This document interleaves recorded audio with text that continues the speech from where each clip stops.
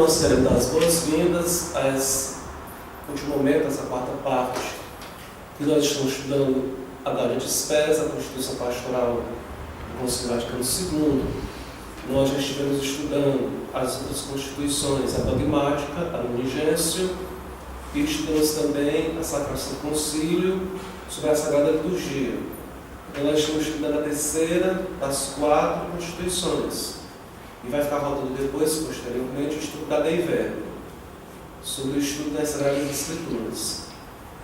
Então, nós estivemos fazendo uma reflexão sobre essa Constituição do Vaticano II, que é uma Constituição sobre a vida da Igreja, na pastoral, de como a Igreja deve entender, se entender e agir. E nós precisamos prestar atenção que a palavra é Constituição. Quando a gente fala da Constituição de um povo, são as leis magnas, as leis principais que regem as relações daquela sociedade. Então, são constituições que nós temos que orientam e que regem a nossa vida de igreja. Inclusive, nós não temos outro documento posterior ao Concílio Vaticano II que tenha sido apresentado uma outra constituição. Quer dizer, enquanto não for feita uma outra constituição pastoral, essa aqui é a que está valendo. Então nós precisamos nos reger um pouco e respeitar isso que está aqui dentro. Nós tivemos uma situação, que eu não vou entrar muito especificamente, nós estamos aqui em Fortaleza, no Barco de Jesus, na Paróquia Jesus Maria e José.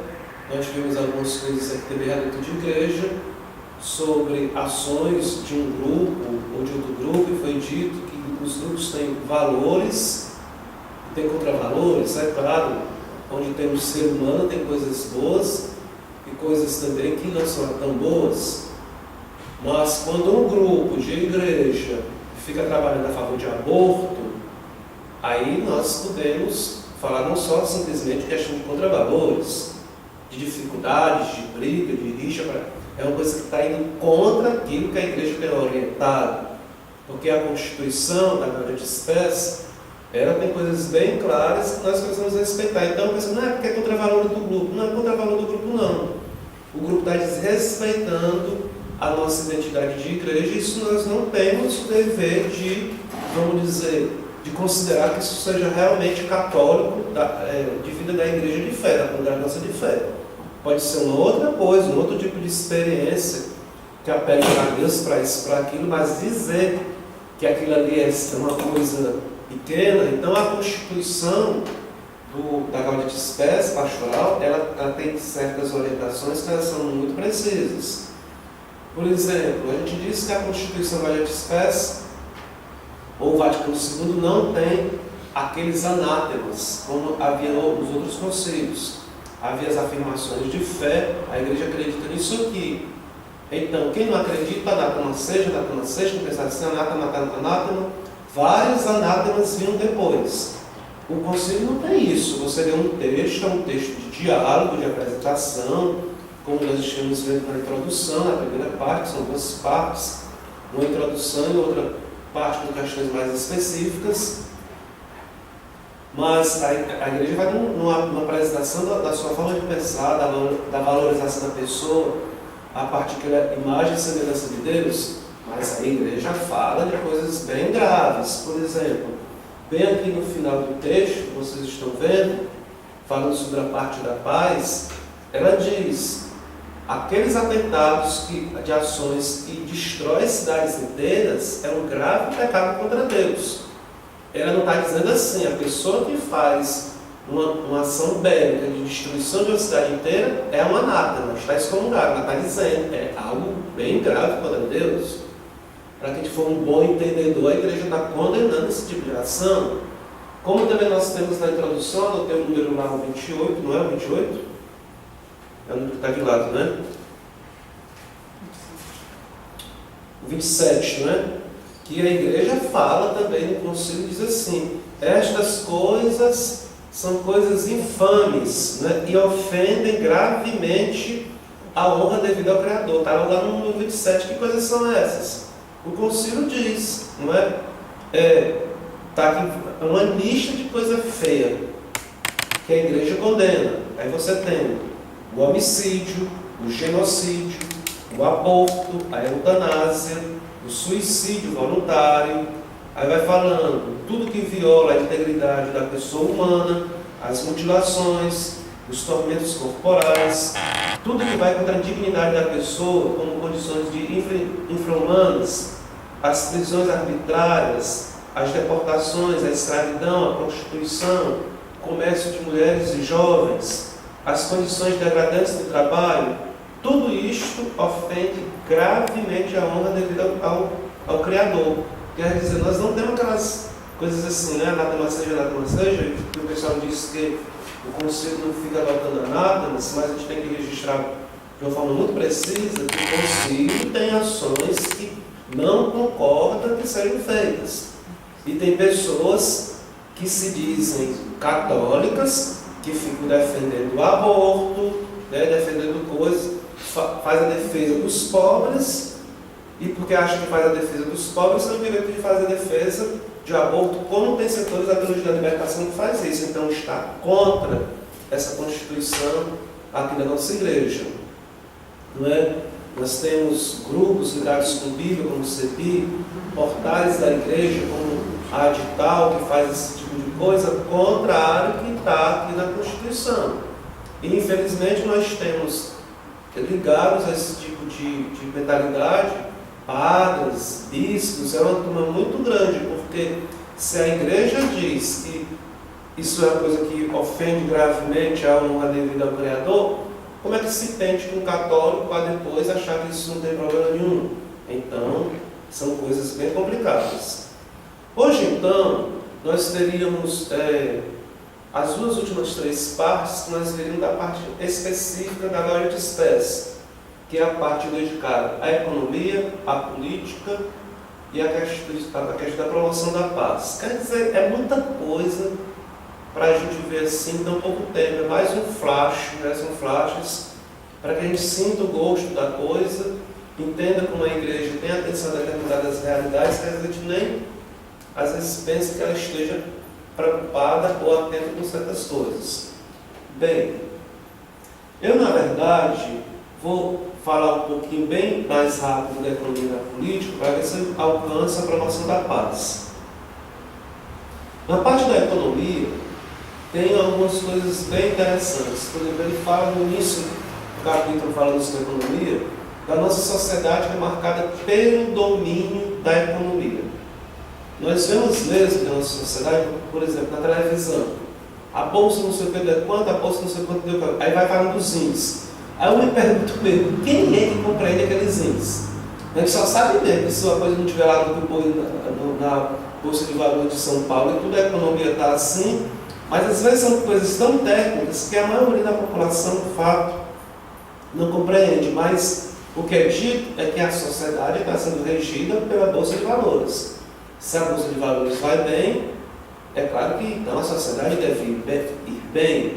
É claro que a economia é um ponto da nossa vida humana que é importante. Nós não podemos deixar de considerar que a economia não tem a sua importância. Tem sim a importância.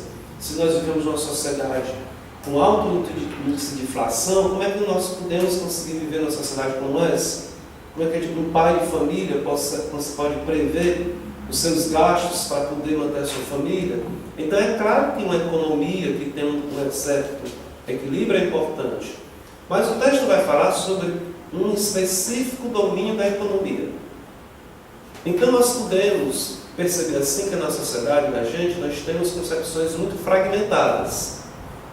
É como na medicina. Na medicina o pessoal estuda a mão, um estuda a mão direita, outro estuda o pé direito, um estuda o pé, tem o conhecimento da pessoa apenas de uma forma muito fragmentada, não consegue ter um conjunto. Mas às vezes a pessoa pensa que a mão direita resolve só a mão direita, está tudo muito bem. Então às vezes a gente pode ter uma economia muito boa, mas ser só uma fragmentação da realidade muito mais ampla que precisa também ser visto.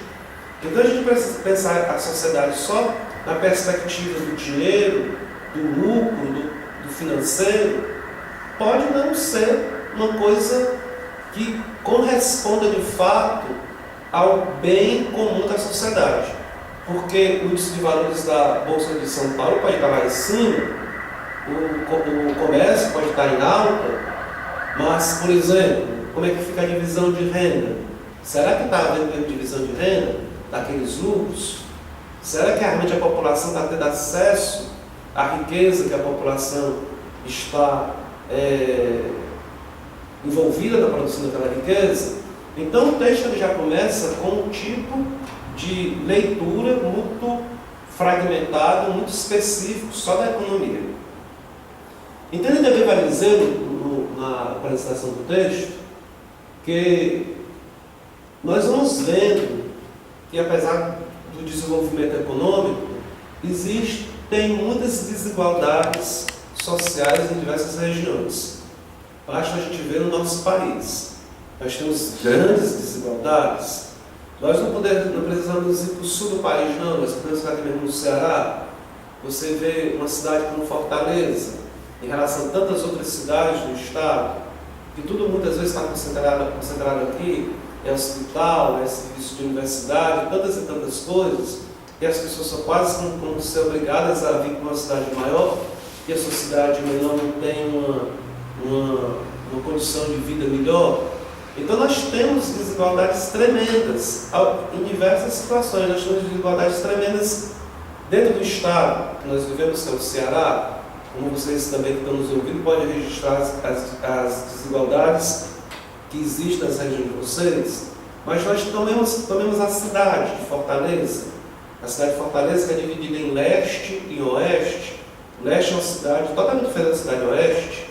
O leste da cidade é um lado que tem os serviços com mais estruturas. O lado oeste é um lado mais pobre.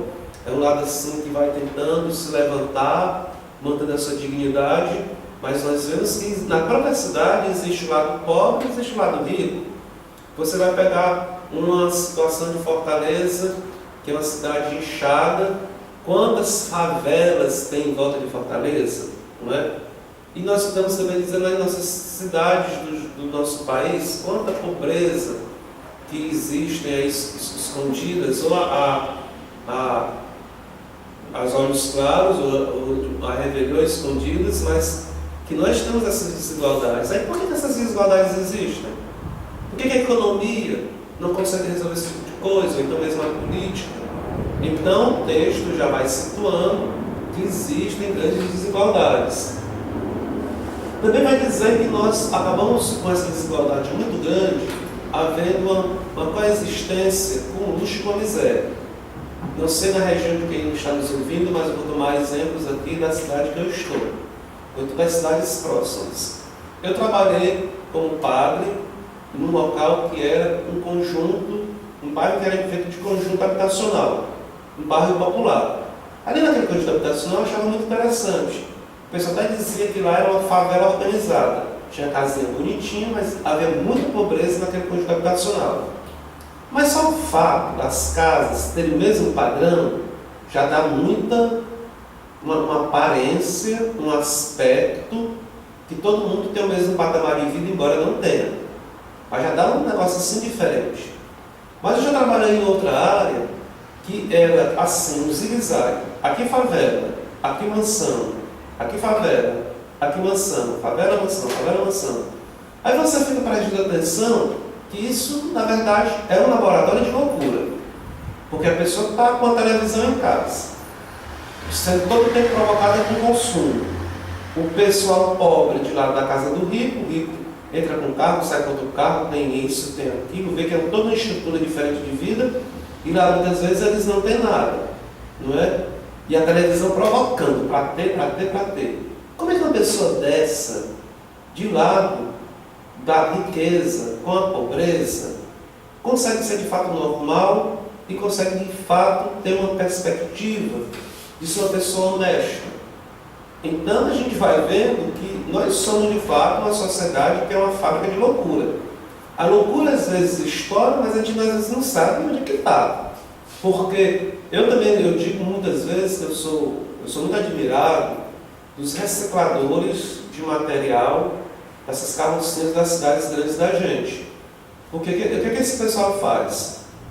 Esse pessoal está trabalhando, pegando material reciclável para poder depois vender no depósito, conseguir algum dinheiro, nas madrugadas eles aparecem com aqueles carros altíssimos. Quem andar um pouco mais de madrugada nas cidades grandes vai ver que esses recicladores, eles têm quase uma postura de animal de carga, porque carregam pesos enormes esses carros, para poder conseguir alguns centavos, para poder viver uma vida honesta. Uma pessoa dessa podia estar roubando, uma pessoa dessa podia estar vendo droga, uma pessoa dessa podia estar com... Mas a pessoa tem dentro de si um desejo de ser uma pessoa íntegra, ser uma pessoa correta, não ser um ladrão. Não é? Por mais pobre e sofrido que a pessoa seja, a gente encontra pessoas assim que não querem viver uma vida fácil e vão para a dureza mesmo e acabam fazendo um trabalho que a gente sabe que às vezes até um trabalho muito barato para a prefeitura e para a sociedade, porque se as prefeituras fossem fazer aquele tipo de trabalho que eles fazem de reciclagem, teriam que gastar milhões. Então esse é um trabalho importantíssimo para a sociedade, para ganhar uma miséria. Então, é difícil também que a gente vai esperar, dentro de uma sociedade profundamente desigual, que as pessoas que são provocadas todo o tempo a consumir e que não têm, que estão vendo que outras pessoas têm, que essas pessoas sejam de fato pessoas altamente equilibradas.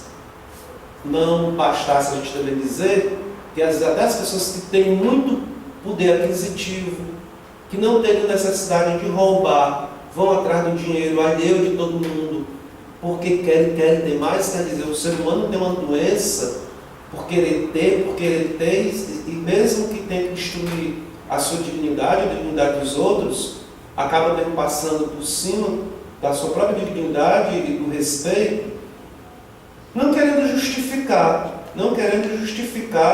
que esteja correto um pobre roubar, não é? Mas querendo dizer que a desigualdade social, ela promove um desequilíbrio mental.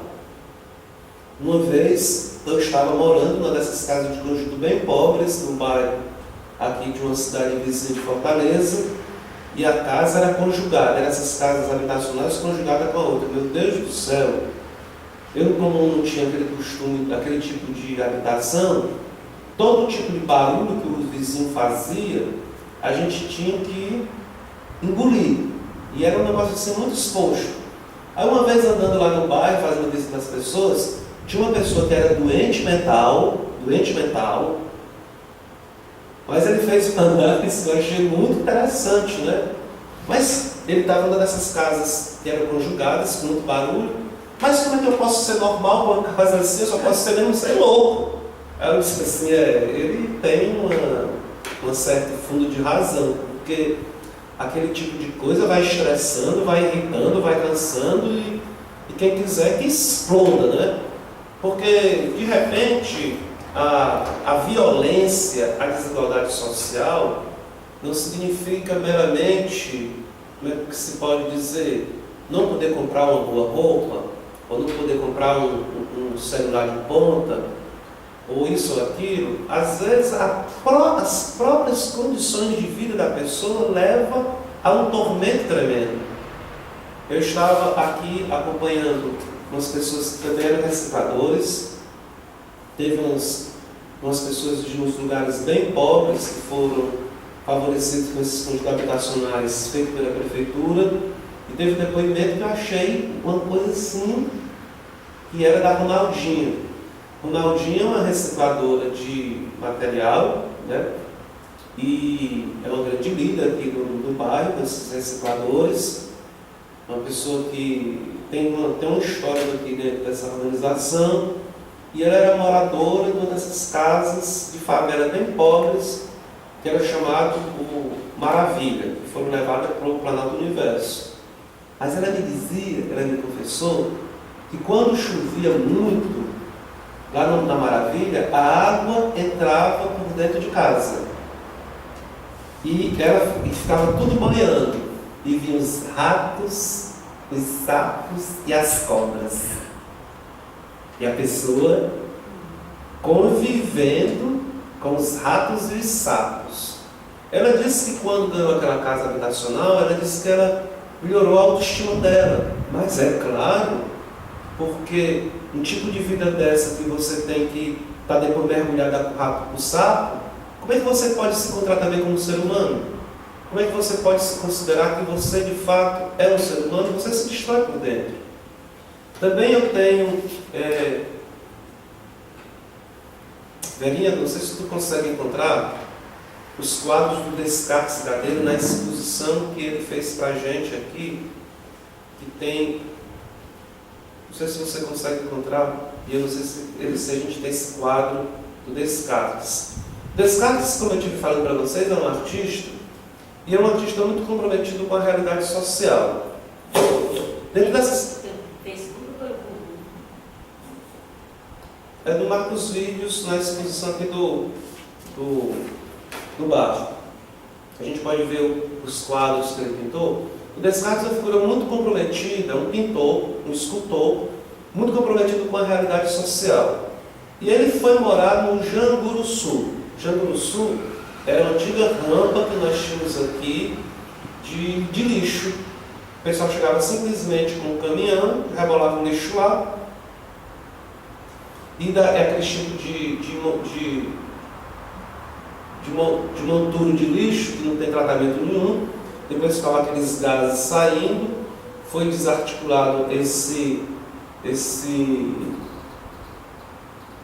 lixão para fazer outros tipos talvez mais que fossem considerados adequados e bastante limitados. Mas o Descartes, ele foi lá para o lixão e foi pintar a vida dos catadores. Ele tem uma coleção muito expressiva da vida dos catadores. E eu não sei sinceramente se você vai conseguir encontrar aqui o quadro do Descartes, mas ele pintou um quadro fantástico. Ele tinha apadrinhado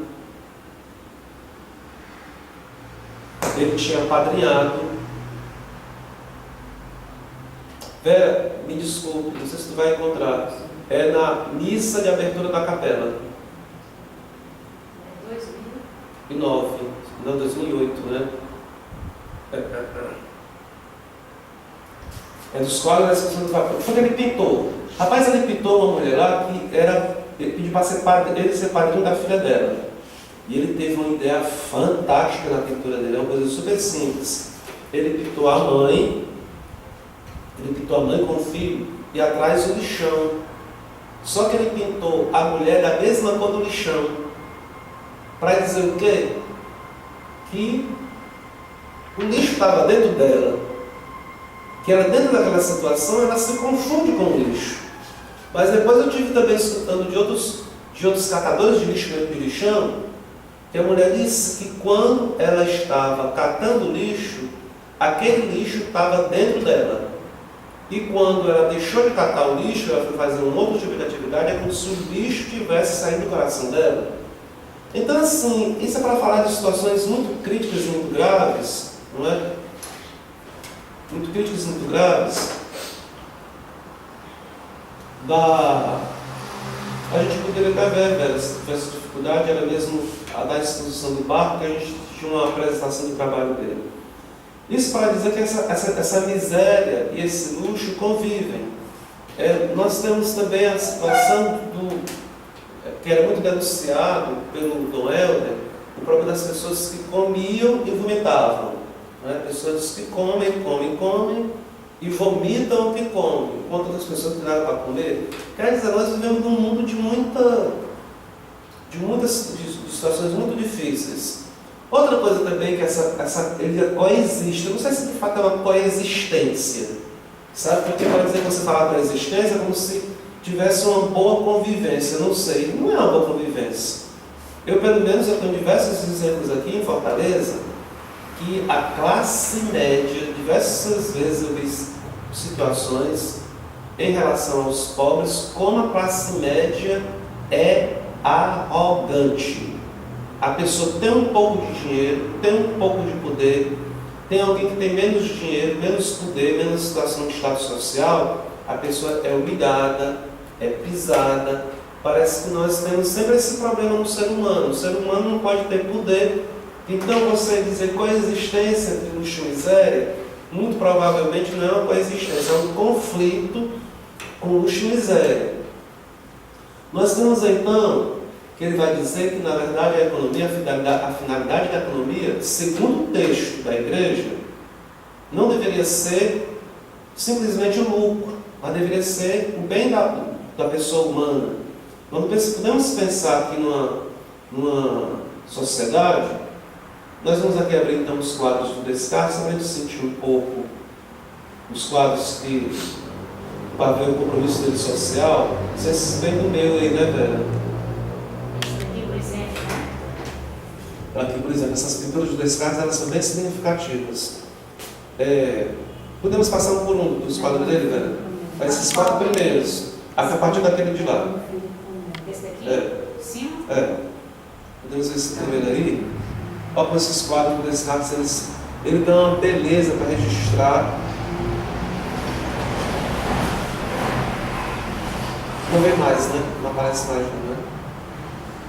Então aqui a gente tem tipo uma seca, o pessoal na procissão, pedindo chuva, e os anjos trazendo os potes de água. É um negócio assim muito... A leitura é muito interessante, para frente. Não era bem esses quadros não, mas a gente sente a preocupação dele com a questão social. Esse quadro aqui é fantástico. Não, o nome não é esse, mas esse é um quadro de uma coleção particular que foi emprestado para nós aqui há um tempo. E a pessoa disse que ele explicou esse quadro para ela. Que ele disse que, na verdade, esse quadro era a luta da vida contra a morte. Ele disse que viu uma criança no meio da rua, correndo com uma criança enfaixada. E ele ficou preocupado, até quase como pensando que estivesse roubando a criança. Ele foi conversar lá com o que estava acontecendo. Aí era uma jovem mãe que estava com sua criança morrendo e ela estava correndo com ele para o hospital para poder receber tratamento. Então ele disse que ele sentiu que isso era a luta pela vida. Quer dizer, aqui nós temos toda uma percepção, uma sensibilidade fantástica, não é? Quantas pessoas numa situação de pobreza, sem assistência de saúde, né, lutando aí para poder ter vida, um outro trabalho. São 4 trabalhos que eu quero ver. Esse trabalho é fantástico. Não sei se o pessoal no vídeo vai poder conseguir ver, mas eu espero que aproxime. Explicando o quadro, lá atrás está um oratóriozinho com a imagem de Padre Cícero. Aí tem lá em cima umas pessoas na mesa, com os pratos vazios, as crianças com fome, e os pratos voando. Não é? Ele, vamos dizer, falando da fome e falando também da religião. O que essa religião tem a ver com isso aí? Porque nós temos a famosa crítica de Karl Marx à religião, dizendo que a religião era o ópio do povo. O povo tinha problemas, aí depois rezava e esquecia do seu sofrimento. O ópio era assim: você está com problema, pega o ópio para esquecer do seu problema. Mas com certeza o Padre Cícero não era ópio, porque o Padre Cícero foi uma pessoa altamente comprometida com a história de pobreza do povo do interior. Quem conhece a história do Padre Cícero, inclusive agora o Ralph Della Cava, que é um grande estudioso dele, veio relançar o texto dele aqui em Fortaleza. Foi anteontem que teve esse lançamento. Foi ontem o lançamento de dois do Ralph Della Cava. Quem vai conhecer a história do Padre Cícero sabe que ele lutou contra isso aí. Mas aí você vê, né, a miséria das crianças com esses pratos voando, quanta situação que nós podemos dizer que demonstra a realidade. Pratos que não têm o que comer, as crianças ficam aí. Podemos pensar numa merenda escolar que os políticos roubam, né? As pessoas roubam aquilo que era para chegar à mesa das pessoas carentes. E nós temos um outro aqui. Temos um outro. Aqui só para falar um pouco do trabalho do Descartes. Isso aqui é de uma coleção que ele fez sobre o Caldeirão, que foi uma comunidade cristã que no meio do sertão conseguiu gerar uma situação diferente para os agricultores, mas que os agricultores acabaram sendo... a comunidade acabou sendo destruída pelo exército. Ao mesmo molde do que aconteceu com Canudos também, a banda da Bahia. Então aqui, fala muito bem a palavra, que o texto vai dizer que é preciso ter dentro uma ajuda dos agricultores. Os agricultores têm que ser trabalhadores que precisam ter condições de desenvolver as suas atividades. Talvez para a gente que vive na cidade isso possa passar um pouco sem tanta importância, mas claro que tem importância. Como é que o alimento chega na cidade? Quem que planta? Para a gente poder uma cidade como essa, com mais de 1 milhão de habitantes, poder comer, tem que ter agricultura. Mas nós vivemos uma situação de uma economia, que é uma economia financeira, de especulação financeira, que muitas vezes não corresponde à realidade. As pessoas muitas vezes, em vez de investir, por exemplo, na produção de alimentos, vai simplesmente investir dinheiro na ciranda financeira para ter os lucros e poder viver. Eu, por exemplo, tenho um amigo que é uma figura financeiramente muito bem situada. Ele dizia: Marcos, se eu quisesse viver só do lucro da ciranda financeira, eu viveria, eu não precisaria trabalhar. Eu viveria muito bem só com o lucro que o dinheiro que eu tenho poderia render a nível de juros. Mas eu entendo que isso é antiético. Eu preciso gerar emprego, eu preciso gerar trabalho, eu preciso gerar atividade para tanto, eu acho que um ser humano ter uma vida mais digna também, de atividade, como de responsabilidade social. Mas a gente não tem isso, né? A ciranda financeira, as especulações dizem uma coisa, se tem agricultura, se não tem agricultura, tanto faz como tanto fez. Então, o texto ele fala da importância da agricultura. Conheci um animador de comunidade de base de Heritaba chamado Gonçalo Pereira Pinto. Gonçalo Pereira Pinto era um cara analfabeto, mas analfabeto assim, aprendeu a ler com a Bíblia, e ele dizia, e ele era agricultor, e ele dizia: todo mundo precisa do agricultor, até o Papa precisa do agricultor, porque para celebrar a Santa Missa o Papa precisa do pão e precisa do vinho. Então, o agricultor devia ser um trabalhador super respeitado dentro da sociedade, mas que infelizmente não é. Então nós temos aqui o problema relacionado com a agricultura. Ligado também com a agricultura, o texto vai chamar a atenção que não fala necessariamente de reforma agrária. Ele vai dizer que existem regiões, tem muitas terras que estão sem ser utilizadas, e que essa situação tem gente precisando de terra, e que isso precisaria passar por uma reforma. Tecnicamente isso é o que nós chamamos que é preciso haver reformas de terras para poder haver uma melhor divisão de bens para as pessoas poderem viver. Olhando aqui, por exemplo, para o nosso Nordeste, quando a gente anda para o interior do Ceará, aqui eu estou falando da minha região, espero que a sua região seja bastante diferente, mas nós sabemos que no Brasil a coisa não é tão simples, porque a situação de terras do Brasil diz que é herdada da situação das capitanias hereditárias. Então ainda tem muito latifúndio no nosso país, ainda de uma demarcação de terra feita 500 anos atrás. Então assim, você anda pelo Ceará, você corre daqui para o Cariri, no sul do Ceará, do norte ao sul. Quantas vezes você vê cerca e mais cerca e mais cerca, nada de terra produtiva, mas vai alguém ocupar essa terra que não está produtiva? Como aqui para o lado de Baturité, umas pessoas foram inventar de ocupar a terra. No instante apareceu a polícia para botar o pessoal para correr. Então é muito estranho assim que nós tenhamos uma situação de terra, muita terra, que no Brasil tem muita terra, e tem tanta gente sem espaço para poder viver. Andando em outros lugares, que tem menos terra que o nosso país, você vê como um problema de terra é um problema escandaloso, sério. Por exemplo, questão de banco. Em outros lugares para a Europa, eu não vi, por exemplo, esse negócio de sacar dinheiro, muitas vezes você não entra no banco, você saca no meio da rua. Porque não tem negócio de botar caixa eletrônica dentro do banco para poder sacar. Tem nem espaço para isso não. Então todo espaçozinho que você tem ali está calculado, tem serviço, tem isso, tem aquilo. Você tem aqui um monte de espaço, muitas vezes, sem ser utilizado. Não é? É uma coisa assim que a gente fica se perguntando, mas por que de fato é assim? Na época de talvez de 50, vamos ver aqui, 60 anos para trás, a coisa era diferente, a população era menor. Os meus pais diziam, uma pessoa era pobre, uma pessoa não tinha onde morar, não tinha onde viver, a pessoa se abaixava um pouquinho mais, fazia o seu barraco e vivia, ficava ali mesmo quando acabou o resto da sua vida.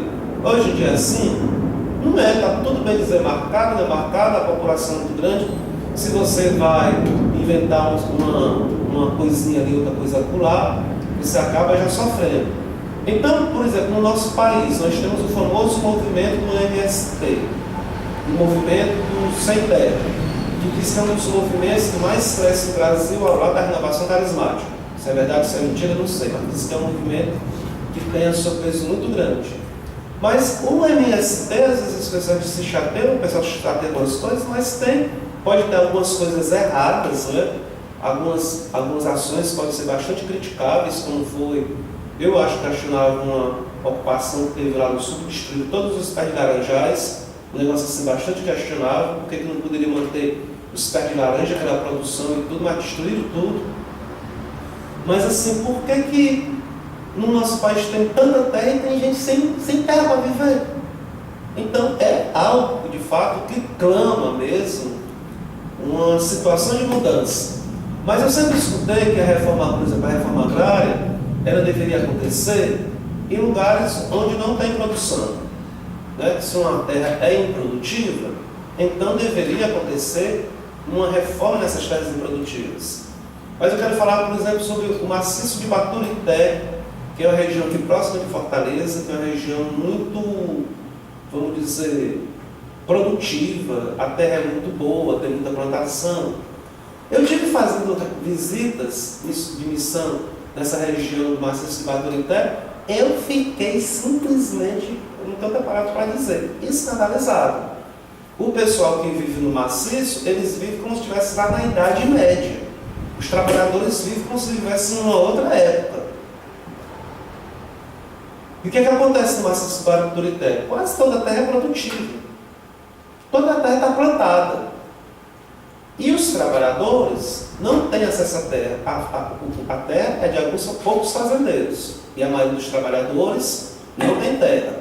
Eles dizem, e eu escutei diversas vezes, hoje eu sou livre. O que é uma pessoa livre? Uma pessoa livre é uma pessoa que conseguia comprar uma terra. E a pessoa que não tinha terra era o peitão. Só você só dá para entender que era um escravo, não é? Então esse tipo de leitura eu achava bastante significativo. Mas então, por exemplo, o tipo de trabalho é pela meia. A pessoa planta aquela terra, a meia é dele, a meia é do patrão, metade. Só que o patrão deu algumas coisas para o trabalhador, então o trabalhador fica, na verdade, com 20%. O resto todo é do patrão. Então eu estive escutando de um trabalhador muito simples, isso me marcou muito, porque eu fiz umas 3 visitas lá, tive muita confusão nessas visitas. É até bom vocês saberem um pouco das confusões, né? Que é para ilustrar se passa da monotonia. Mas eu estive fazendo as visitas lá, aí teve um trabalhador, quando eu cheguei, fui falar com os camponeses, né? E eu resolvi falar com os camponeses do amor de Deus. Falei do amor de Deus, falei do amor de Deus. Passaram-se uns 2, 3 anos, voltei. Aí um camponês que escutou eu falando disse assim: pois é, padre, da outra vez que o senhor esteve aqui, o senhor falando do amor de Deus, não foi? Sim, aquilo me marcou muito, porque o senhor disse que Deus criou o mundo inteiro para todos nós, não foi? Foi. Pois é, o senhor está vendo essas plantações aí de banana? Tudo foi eu que plantei. Mas eu não tenho o direito de plantar um pé de banana no quintal da minha casa. É doloroso, né? É um negócio assim, sofrido.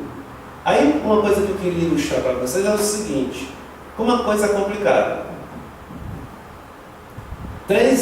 Uma terceira vez eu voltei nessa região. E era assim, eu ia para uma comunidadezinha, depois ia para outra comunidade, dormia lá, depois ia para outra comunidade, e a gente ia fazendo o que a gente achava que era a missão da gente. Só que tinha uma fazenda que não deixava os missionários entrarem. Era proibido o missionário entrar nessa fazenda. E eu entrava, eu ia só conversar com os trabalhadores, entrava nas escondidas, conversava com o pessoal, mas eu não tinha acesso mesmo à fazenda. Na terceira vez que eu fui, os donos liberaram para eu ir que o missionário poderia ir na fazenda. Eu acho que eu estava certo, não era para deixar eu entrar. O que aconteceu? Eu cheguei nessa fazenda, tinha um grande campo, como se fosse um campo de futebol, e tudo plantado em volta. E, de fato, era uma fazenda que tinha a sua importância social. Porque diz que na época de seca, os donos da fazenda tentavam absorver muitos trabalhadores que não tinham para onde trabalhar. Quer dizer, eles tinham uma certa intenção, não era de todo mal não, de absorver o trabalho daquelas pessoas. Gente, quando eu cheguei naquela fazenda, que era proibido o missionário entrar lá, eu pensei em falar alguma coisa, uma conversa com o pessoal, em vez de fazer uma missa, que eles estavam pedindo uma missa. Mas eu cheguei num local que eu não conhecia, eu pensava, fazendo quando missa. Aí eu peguei o texto do Evangelho. Quando eu peguei o texto do Evangelho, eu disse, é missa. Só que o que eu vi no texto do Evangelho é aquilo que eu aprendi também na minha vida. Só eu vi. Talvez as pessoas não vissem, não fossem ver. Mas quando eu li, eu vi toda a confusão ou o problema lá dentro. E eu disse, vai dar problema essa missa aqui nesse local. Então, quando eu fui celebrar a missa, chego lá a fazendeira, que estava com a perna quebrada, de bota, ficaram lá sentados, os filhos da fazendeira. E em volta estava o povo todo escondido na mata, gente. O povo não veio. Estava lá o altar, um grande espaço, as plantações de banana em volta, mas o pessoal não se aproximava. Eu comecei a achar estranho aquilo, né? E a gente estava sem microfone. Aí eu disse assim, mas vamos nós. O texto era, os discípulos estavam passando fome e nosso Senhor deixou a turma comer dos grãos de trigo. Os fariseus vieram reclamar. E nosso Senhor perguntou, vocês não sabem o que foi que Davi fez quando os seus soldados estavam passando fome, que deixou comer os pães da proposição? Pois é, o sábado foi feito para o homem, não o homem para o sábado.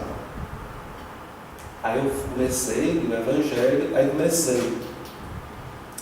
Gente, me diz uma coisa, vocês escutaram que os discípulos aqui estavam com fome e que comeram as espigas de milho? As espigas de trigo? Aí sim, me diz uma coisa, quando vocês estão com fome aqui, vocês podem pegar essas bananas? Aí o pessoal estava tudo lá atrás, das bananeiras. Não! Mas se Jesus Cristo estivesse aqui, ele deixava vocês comerem? Aí o pessoal, deixava. Aí, pois é, então tem alguma coisa errada, gente. Tem alguma coisa errada. Se Jesus Cristo estivesse aqui, deixava vocês comer, vocês estivessem com fome, e se vocês não podem, é porque tem alguma coisa errada. Vocês viram no texto do Evangelho, os fariseus estavam reclamando, provavelmente que os fariseus eram daqueles terrenos, tá? E vocês escutaram então, que nosso Senhor diz que o homem foi feito para o sábado. Aliás, o sábado foi feito para o homem, não o homem para o sábado. Pois, pessoal, a terra foi feita para o homem, e não o homem para a terra. Vamos todos dizer, a terra é de todos. Aí o pessoal começou a dizer bem baixinho, né? Eu não estou ouvindo. Vamos dizer mais alto? Aí o pessoal começou a sair das matas. Todo mundo avançando dizendo, a terra é de todos. A terra é de todos. E se aproximaram em cima do altar.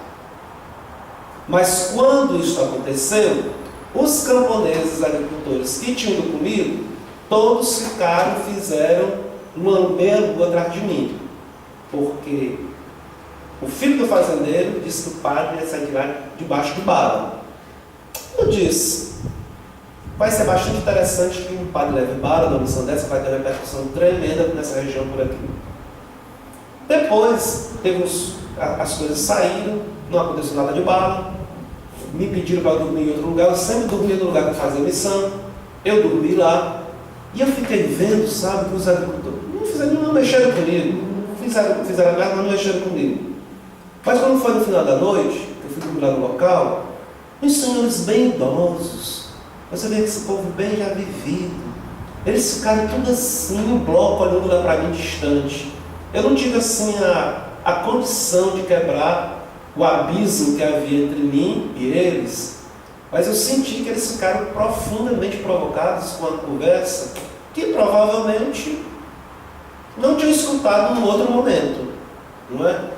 Então, assim, são coisas de justiça social, de direito de terra, que o trabalhador está sofrido, explorado, aqui no quintal da nossa casa, vivendo no sentido de escravidão. Depois, eu conversando com certas pessoas na capital, eles me disseram: padre, eu saí do meu interior porque meus pais trabalhavam dessa forma e eu não queria continuar esse mesmo espírito de escravidão para a minha vida e para os meus filhos. Eu tive que vir para a cidade.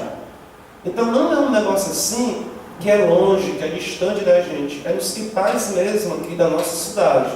Então, nós temos aqui um problema grave, que é a necessidade que a terra seja dividida para a produção. Outra coisa também sobre propriedade. Gente, a propriedade para a igreja, ela não é uma coisa absoluta. Tá? A propriedade, dentro do sentido da economia, a pessoa tem uma terra. Ninguém toca na minha terra. A igreja não tem essa visão. A igreja acha que, de fato, a pessoa tem o seu direito e a sua propriedade, os proprietários têm que ser respeitados, mas ela diz uma coisa muito interessante, que é o direito universal dos bens. Se, por exemplo, eu passo fome, não tenho que me alimentar, não tenho que comer, não tenho condições de me alimentar, eu tenho direito ao meu alimento, porque os bens universais, eu tenho o meu bem que está registrado ali naquele negócio. Então, Santo Tomás dizia isso: se eu estiver passando fome, necessidade de fato, se eu pegar uma coisa que é de outro, isso não é roubo, é o direito que eu tenho. É muito estranho isso que a igreja fala, não é? Então, por exemplo, uma mãe que de fato, esteja com seus filhos passando fome, pegou uma margarina no supermercado, aquilo de fato não seria um roubo como é colocado. É claro que o dono do supermercado vai pagar pelo problema social sozinho. É claro que tem que ser dada uma solução para você botar na prisão como um delinquente perigoso. Uma pessoa que pegou uma comida para dar para o seu filho que está passando fome, isto também se torna uma coisa, acaba se tornando uma grande injustiça. Porque nós sabemos que tem situações de pessoas que estão com situação de fome e acabam fazendo um ato de desespero ou coisa assim, e acabam indo para a prisão no nosso país. Isso, então, Santo Tomás dizer, isso não é crime. Então, nós poderíamos também pensar, se de fato você está passando por essa cidade, está precisando de terra para morar, tem terra e não está sendo usada, eu poderia ter o direito de ter esse espaço para poder viver dentro do direito universal dos bens. Então, esse problema de propriedade é uma coisa que pode ser, tem que haver o respeito, mas tem que ser em benefício do bem comum. O supérfluo, esse negócio do supérfluo é bem legal. A igreja vai falar sobre o supérfluo. No primeiro momento, no ensino social, a igreja disse que era para dar o supérfluo das pessoas para os outros. Mas quem quer o seu supérfluo? Quem quer que dá o supérfluo? Esse negócio de dar o supérfluo para os outros é um negócio muito... Por exemplo, a gente faz às vezes uma campanha de bazar, de roupa para as pessoas aqui na igreja. Aí a gente vem da cueca furada, rasgada, calcinha rasgada. Para quem quer um negócio desse? Né? Melhor que não dê.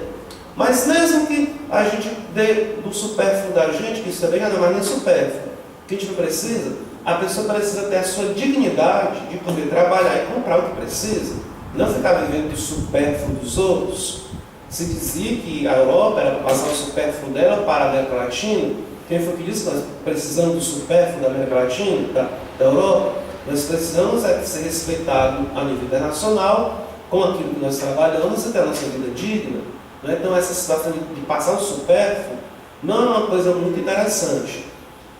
Inclusive, depois o Papa Paulo VI vai criticar muito uma coisa. Ele vai dizer que as antigas ações dos missionários não correspondem mais à realidade de hoje. Aquela realidade daquele tempo matava válida. O que acontecia? O pessoal fazia grandes atividades de caridade, que são importantes, mas o sistema econômico se mantinha a mesma coisa. Eu vou ser muito cruel aqui. Eu estive lá na Itália, respeito muito a solidariedade italiana, tenho que entender que é importante, Eu conheci uma igreja lá muito comprometida com os pobres e tinha um espaço, talvez fosse 4 vezes esse salão aqui, que era só de material de roupa que eles juntavam para mandar para a África. Está correto, tá? Está correto a ação de solidariedade. Ao mesmo tempo, nós podemos nos perguntar, a Itália mandava certas ajudas de roupa para a África, mas pelo mercado internacional tirava outro montante, não é? Então, o que é melhor? A gente simplesmente fazer do bonzinho, dando coisa para quem precisa, ou também ir em soluções mais do fundo? O Paulo VI dizia sobre isso, que era preciso mexer na Organização Mundial do Comércio para resolver de fato questões profundas de justiça a nível do mundo. Porque você fica dando coisas, ótimo que se dê, mas vamos resolver as relações internacionais, que por exemplo é dito, não é? Que nas relações internacionais não é para ter incentivo, subsídio para certo tipo de coisa, porque senão vai não ser uma concorrência leal. Então o pessoal aqui vive com esse negócio que o Brasil não pode investir subsídios em certas áreas porque está fazendo a concorrência injusta. Então se o Brasil investe muito em subsídio em tecnologia, nisso, naquilo, vai acabar dando um tranco lá com os países ricos. Mas aí tem um grande grave problema, que os Estados Unidos investem demais em subsídio da agricultura, os produtos deles ficam mais baratos que os produtos da África, e a África, ou os outros países que não podem fazer subsídio, fica sem condição de competir com os produtos dos Estados Unidos por desrespeito deles mesmo às leis internacionais. Então esse negócio de não ter subsídio é só para o inimigo, mas para nós é no sentido assim, né? Para os outros não, que a gente pode fazer. Então, as leis do mercado internacional, quantas vezes foram feitas para reproduzir uma situação de domínio dos países ricos? Uma vez eu estava reclamando, lá na faculdade também, que a gente fala muito de assistencialismo, e nós recebíamos uma ajuda da Alemanha. Eu mesmo tive grande parte dos meus estudos pagos pela Alemanha. E eu estava dizendo, mas a gente fala tanto de assistencialismo, não seria bom a gente encontrar uma forma de poder viver com as nossas próprias atividades, não? Aí os padres disseram assim, mas deixa de besteira, os padres da Europa, deixa de besteira. Esse dinheiro que a Europa manda para vocês é uma merreca, é uma coisinha de nada do que tira daqui a assalto através do comércio internacional. Aí eu sabe de uma coisa, sabe o que é mesmo? Isso para lá? Mas assim, nós precisaríamos de fato de soluções que fossem mais de fundo para que realmente o supérfluo não fosse a única saída de pensar que as pessoas vão ficar esperando do resto. O Marx mesmo, ele criticava, tem umas críticas do Karl Marx que são muito pesadas, que ele criticava a caridade cristã. Ele dizia que a caridade cristã não resolvia nada. Sabe? Você dá uma esmola, dá uma coisinha, dá outra coisa acolá. O trabalhador não precisa de esmola não, precisa do seu salário justo para poder comprar o seu pão, o seu alimento, ter uma vida digna. Depois o Bento XVI, que eu vi muitas confusões, muita polêmica da relação igreja com o marxismo, mas o Bento XVI, que é o Bento XVI, Mateus Caritas Est, ele vai dizer, de uma forma muito assim, impressionante, essa crítica do Marx tem o seu fundo de razão. Mas nós não podemos deixar de esquecer que a igreja sempre fez diversas atividades importantes para reverter o quadro de pobreza. Mas isso aqui é algo que a gente precisaria pensar. Um outro ponto aqui que é da política, ele vai dizer que a política tem que partir dos direitos da pessoa, referenciar os direitos da minoria, vai falar contra os que devem ter a sua observação dos crimes políticos, que a comunidade política é para o bem comum, que deve ser evitar o abuso de autoridade e que deve haver o dever do uso do voto livre. Esse negócio do voto livre é para mim um engasgo. Eu só quero talvez comentar esse voto livre aqui. Primeiro que nós não temos assim tanto voto livre dessa maneira. É livre que nós temos o direito de votar aqui no Brasil em quem a gente quiser. Mas é um voto obrigatório. Então, na verdade, é um voto livre ou é um voto obrigatório? Mas o texto diz que a gente tem o dever de usar o nosso voto para poder escolher bem os representantes. Mas, e quando a gente não tem bons representantes? Como é que fica? Eu tenho levantado a questão que, de fato, nós precisamos ser responsáveis na nossa participação política. Mas eu também entendo que o voto nulo é um voto livre e que eu estou expressando, que eu posso expressar a minha não satisfação com o quadro político em que se encontra. Então, eu entendo que o uso do voto livre, eu não entendo que a gente possa, de fato, ter que votar em propostas que muitas vezes são propostas até anticristãs, não é? Às vezes você fica querendo encontrar personalidades que, de fato, possam corresponder a um projeto que você acha mais autêntico, às vezes você não encontra. E eu vou ser, assim, bem taxativo. Eu não sei até que ponto o uso do nosso voto é mesmo para colocar representantes ou simplesmente para alguém ganhar um salário absurdo e para viver na mamaca. Porque eu estava escutando agora uns depoimentos lá no Jornal da Cultura sobre a questão dos salários dos políticos. O parlamentar do Brasil ganha mais que o parlamentar da Inglaterra. Não terá se viu um negócio desse? O parlamentar ganha 20 mil reais, mas pelos adicionais dele, há 4 anos ele pode chegar a 800 mil reais. Ele pode fazer um patrimônio de mais de R$1 milhão. Então, assim, como é que você pode entender que esse representante está interessado no nosso bem-estar, no bem comum? Eu considero, de fato, que o nosso sistema eleitoral aqui no Brasil ele precisaria passar por uma profunda reforma, não é? Colocar em questão esse negócio desse voto obrigatório, como deveria ser, se seria voto de fato que nós poderíamos acompanhar mais o representante. De fato, esse negócio de ser o nosso representante não é o nosso representante, porque quantas vezes a população vota e não sabe nem o que esses caras estão fazendo.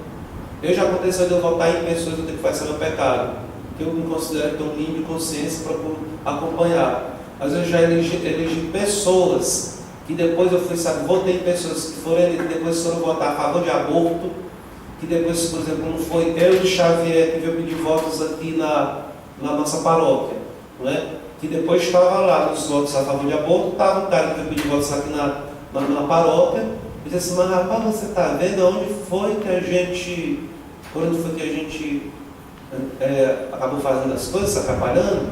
Então a gente diz assim, que a gente vota representando porque nem eles têm contato, nem eles vêm conhecer a situação da população, eles não sabem, muitas vezes, políticos de gabinete, porque, por exemplo, aqui nesse bairro aqui, esse bairro aqui já acontecendo coisas na política, eu achei muito estranhas. Período de eleição, candidatos que o bairro apoiou não vieram conversar com o bairro. O bairro fez o convite porque tinham grupos aqui. Se o político não vem nem em período de campanha, que está louco por voto para conversar com a população, esse político vem depois, como de fato não veio, como não vieram. Então, como é que essa relação comunidade, não é? E seus representantes? E esse negócio também é muito furado. Eu vou votar para uma pessoa ser meu representante, sabe nem? É aquela história. A pessoa às vezes passa o mandato, você não sabe nem o que foi que a pessoa está votando. Só se você for muito atento, se você for muito caxias, está ali, né? Mesmo assim, doido, para poder ver como é que está acontecendo. Quantas coisas fogem a gente? Então, aqui nós temos, no primeiro momento, tá certo? Uma situação em relação à vida econômica e à vida política. É claro que a vida política, ela tem implicações dentro da vida da economia. É interessante que a igreja chame a atenção para dois pontos da nossa existência tão importantes, que é a economia e que é a política, que nós deveríamos, a igreja fala, vivenciar a nossa vocação política. Agora também é muito dito, posteriormente ao concílio, que uma coisa é a política partidária, outra coisa é a vida política. O que é a política? Essa política que retorna um termo muito antigo, da filosofia grega, que vem de polis, cidade, que é essa ação que envolve a cidade, que envolve os interesses da cidade, está relacionado com a política não é só política partidária. A igreja, por exemplo, a igreja tem uma presença política. A igreja aqui no nosso bairro tem uma presença política, porque é uma presença que procura educar, é uma presença que está preocupada com a vida das pessoas, é uma igreja que está preocupada com a questão ecológica, é uma igreja que está preocupada com a situação da juventude, com a situação dos recicladores. Nós temos várias situações aqui que nós podemos dizer que a nossa postura é uma postura política, não necessariamente partidária. Também a gente diz assim, tudo que de fato nós fazemos na sociedade, ela tem um tom político, não é? Não necessariamente partidário, que depois nós poderíamos, não é? Talvez avançar num tipo de política partidária, escolher um partido, achar que é mais interessante, fazer propostas que acham que sejam mais interessantes, não é? Agora, a política, ela tem essa política chamada com P maiúsculo, que é essa política mais geral, e uma política de P minúsculo, a política partidária. As coisas estão muito relacionadas, não é? Porque também a política de partido é uma política de grupos que tentam, de um determinado projeto, dar respostas aos anseios da sociedade. Agora, nós poderíamos também registrar aqui que muitas vezes as instituições políticas do nosso país estão bastante em crise. Aconteceram essas manifestações nas ruas, que eu achei muito interessante, que o povo foi para a rua, puxado pelas redes sociais, mas o pessoal não queria bandeira de partido político nas manifestações. Alguns partidos foram que levantar a bandeira, e o pessoal pegou as bandeiras, rasgaram e, sinceramente, queimaram. Eu achei aquilo ali muito interessante. Interessante porque diz que é um tipo de manifestação que já tem em outras partes do mundo, que o pessoal também não quer partidos políticos no meio, é uma expressão mais espontânea do povo, mas é uma situação crítica quando aqueles que dizem que representam o povo não se sente identificado com eles. O que está havendo aí? Provavelmente também uma insatisfação geral da população como a política tem sido exercida. Eu entendo que a nossa política está muito podre.